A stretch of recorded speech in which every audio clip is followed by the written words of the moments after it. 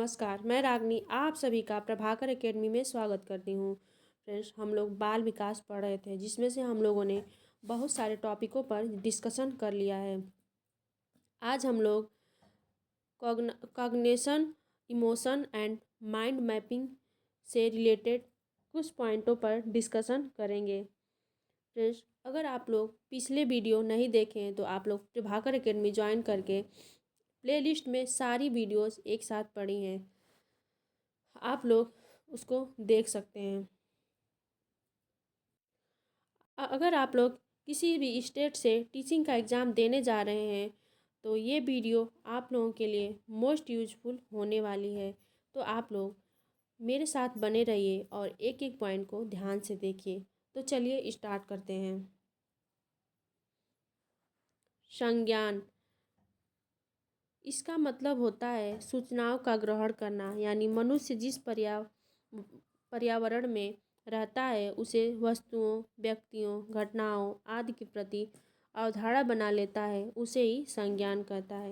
यानी कि मनुष्य जिस पर्यावरण में रहता है उसके साथ जो भी चीज़ होती है, जो भी चीज़ घटनाएं होती हैं, उसके साथ जो चीज़ भी उसके रहन सहन में शामिल होती हैं, उसके प्रति उसके मन में जो संज्ञान उत्पन्न होता है, उसके बारे में जो वो सोचता है, उसी को ही संज्ञान कहते हैं।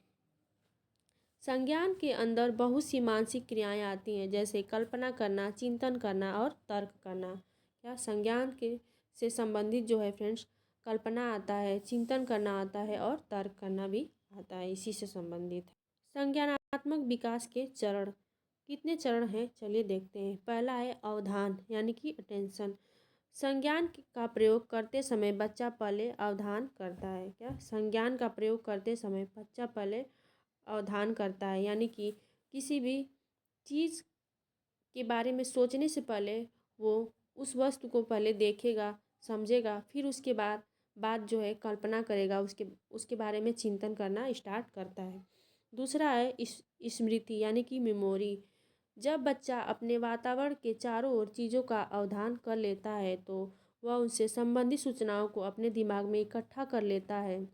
यानी कि जब बच्चा उस चीज़ को देख लेता है तो फिर उसके कोई भी चीज़ जब देख लेता है तो उसके बारे में याद करता है कि हाँ, ये चीज़ें मैंने देखी है या नहीं देखी है।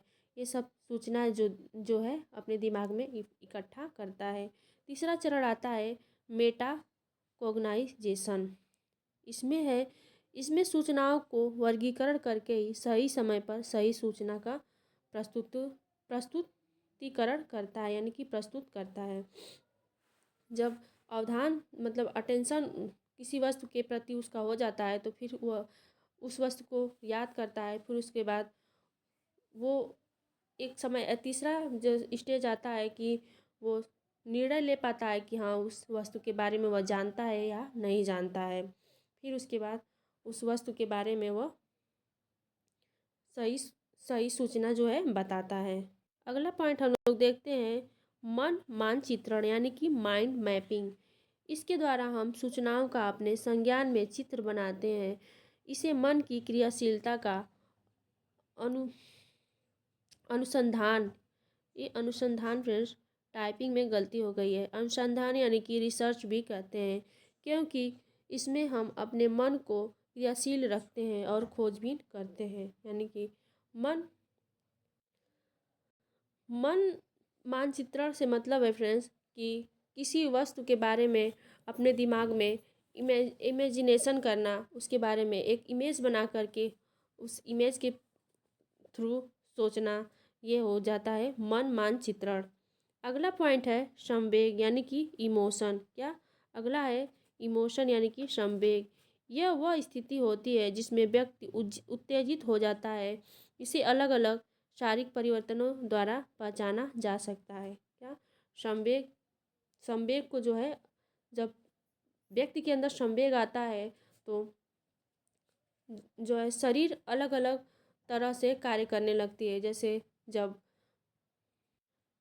व्यक्ति जब इमोशनल होता है तो वो रोने लगता है, या फिर ज़्यादा क्रोधित होता है तो वो अपने शरीर उसका जो है अकड़ जाती है, गुस्सा से लाल हो जाता है। ऐसे संवेग कई तरह के होते हैं। तो चलिए देखते हैं संवेग जो है कितने प्रकार के होते हैं। तो इसमें मैकडूगल महोदय ने बताया है कि जो है मैकडूगल महोदय को है जो है संवेग का जनक कहा जाता है।